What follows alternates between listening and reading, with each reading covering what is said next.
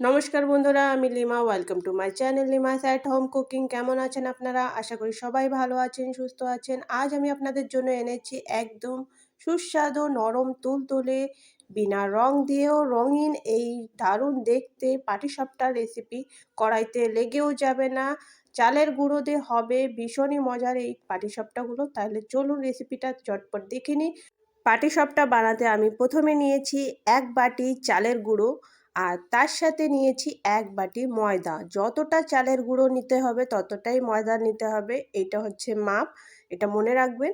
আর এরপর দিয়ে দিলাম স্বাদ মতো লবণ। আর এখানে দিয়ে দিচ্ছি ২ চামচ মতো চিনি। আর ২ চামচ চিনি দেওয়ার পর দিয়ে দেবো ২ চামচ মতোই রিফাইন্ড অয়েল। সব কিছুকে দিয়ে ভালো করে এটাকে মিক্স করে নিতে হবে।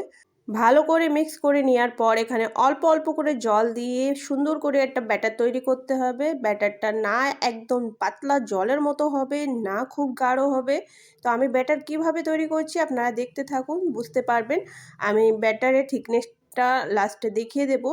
তো আমি এইভাবে ভালো করে অল্প অল্প করে প্রথমে অল্প করেই জল দেবেন, নাহলে লাম্পসটা একটু বেশিই পড়ে যায়, তখন লাম্পসগুলো গোলাতে অনেক কষ্ট হয়। তো অল্প অল্প করে জল দিয়ে ভালো করে এইভাবে মিশিয়ে মিশিয়ে এটাকে ভালো করে ব্যাটারটা তৈরি করে নিতে হবে। আপনারা এটা যে কোনো ডাইরেকশনে ঘোরাতে পারেন, যেহেতু এটা কেক নয়। তো এটাকে যে কোনো ডাইরেকশনে জোরে জোরে ঘুরিয়ে ভালো করে একটা ব্যাটার তৈরি করে নিতে হবে, স্মুথ ব্যাটার হবে। আর দেখুন এখন একটু থিকনেস আসছে। তো এইভাবে আমি এখান থেকে একটু ব্যাটারটাকে একটা ছোট বাটিতে আলাদা করে নেব। তো প্রথমে আমি কালারটার ইউজ করব। তো সেটার জন্য আমি এখানে বিট বাটা করে নিয়েছি আর সেটার থেকে এখানে রস বের করে নিচ্ছি। এইভাবে নিংড়ে এই রসটা বের করে নিলে এটাই আমাদের আজকে কালার হয়ে যাবে। তো আপনারা বুঝতেই পারছেন আমি এখানে কোনো কালার ইউজ করিনি। একদমই ন্যাচারাল কালার এখানে নিয়ে নিয়েছি। আর এরপর এখান থেকে আমি ব্যাটারটাকে আলাদা করে নিচ্ছি। ২ হাতা মতো এখান থেকে ব্যাটার নিচ্ছি আর এখানে এই কালারটাকে আমি এখানে অ্যাড করে নেব।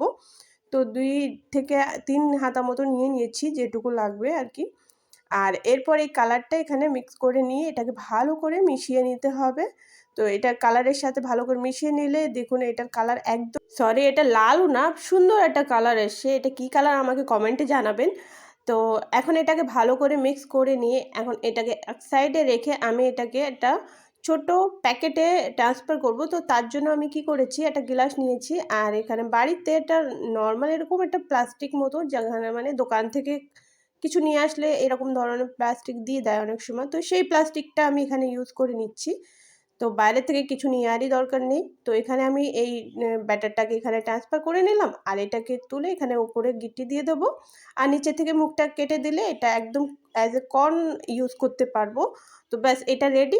এখন এই ব্যাটারটাকে সামান্য একটু জল দিয়ে একটু থিকনেসটাকে হালকা করে নিতে হবে, কারণ খুব বেশি ঘন মনে হলো।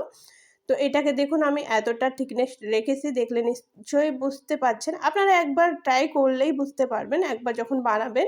তো ১ম টা দিয়ে দেখবেন, যদি মনে হয় বেশি থিক হয়ে গেছে তাহলে আরেকটু জল দিয়ে একটু নাড়িয়ে চাড়িয়ে নেবেন।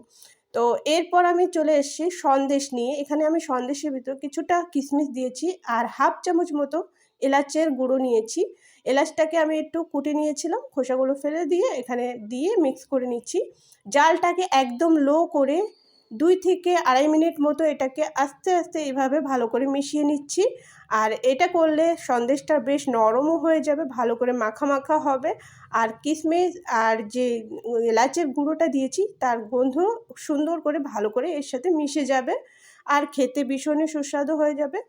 ২ থেকে ২.৫ মিনিট মতো এইভাবে নাড়িয়ে চাড়িয়ে ভালো করে রান্না করে নিলাম এটাকে। আর এখন এটাকে তুলে নিচ্ছি একটা ছোট বাটিতে, কারণ খুব বেশি সন্দেশ না, এটা অল্পই সন্দেশ ছিল।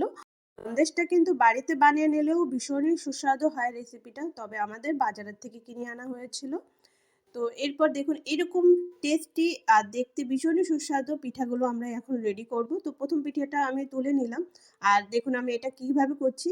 এইভাবে একটা বেগুনের বোঁটাটাকে আমি কেটে নিয়েছি আর সেখানে তেলটাকে লাগিয়ে নিয়ে এইভাবে সারা তাওয়ায় ভালো করে মাখিয়ে নিচ্ছি। তো এই সিস্টেমটা আমি আমার শাশুড়ি মায়ের কাছ থেকে শিখেছিলাম। তো এরপর যে কোনটা আমরা তৈরি করেছিলাম সেটা দিয়ে আমরা এইভাবে ডিজাইন তৈরি করব। আপনারা যেভাবে পারবেন সেইভাবে একটা ডিজাইন করবেন, দেখতে সুন্দর লাগবেই।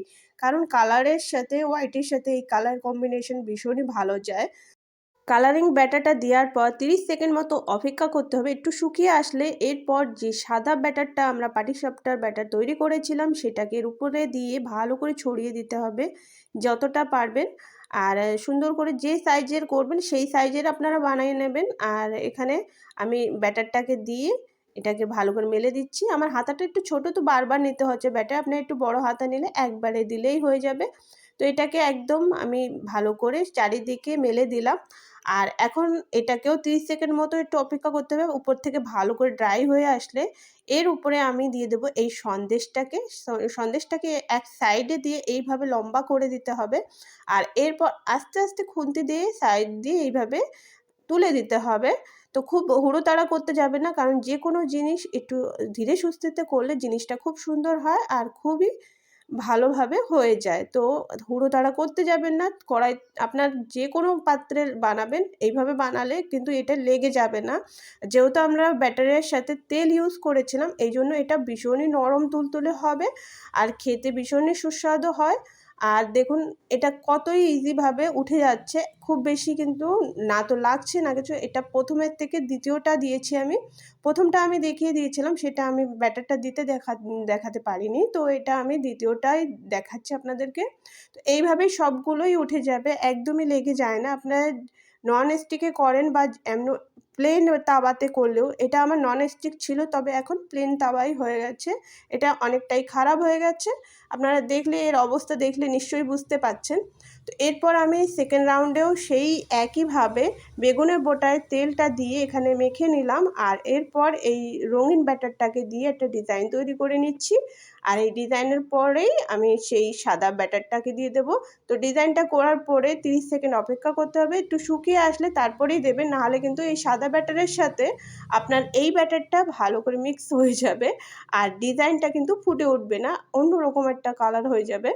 তো ব্যাস এইভাবে দিয়ে দিতে হবে। দেখুন আমার এটা কোথাও, কোথাও একটু কম আছে, তো সেইজন্য কালারটা উপরে উঠে আসছে। তো এইভাবে এটা মনে রাখতে হবে 30 সেকেন্ড একটু শুকিয়ে গেলে তারপরেই ব্যাটারটা দেবেন।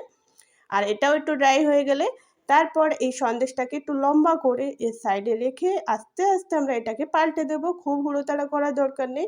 আর একেকটা পিঠে হতে খুব বেশি সময়ও লাগে না। ২ থেকে ৩ মিনিটের ভিতরে একেকটা পিঠা তৈরি হয়ে যায়। ২ থেকে ৩ মিনিটও আমার মনে হয় লাগে না, তার থেকেও খুব অল্প সময় লাগে। আপনারা ১০ মিনিটে ধরে রাখেন, আপনারা অন্তত ৬ থেকে ৭ টা পিঠা তো তৈরি করেই নিতে পারবেন। তো ব্যাস এইভাবে আমি উল্টে পাল্টে এটাকে চারিদিক থেকে একটু খাস্তা করে নিলাম আর এটাকে তুলে নিলাম। আর দেখুন পরিবেশনে নিয়ে চলে আসলাম। তো রেসিপিটা আপনাদের কেমন লাগলো অবশ্যই আমাকে কমেন্টে জানাবেন। ভালো লাগলে লাইক করে দেবেন আর আমার চ্যানেলকে সাপোর্ট করতে চ্যানেলকে সাবস্ক্রাইব করতে একদম ভুলবেন না।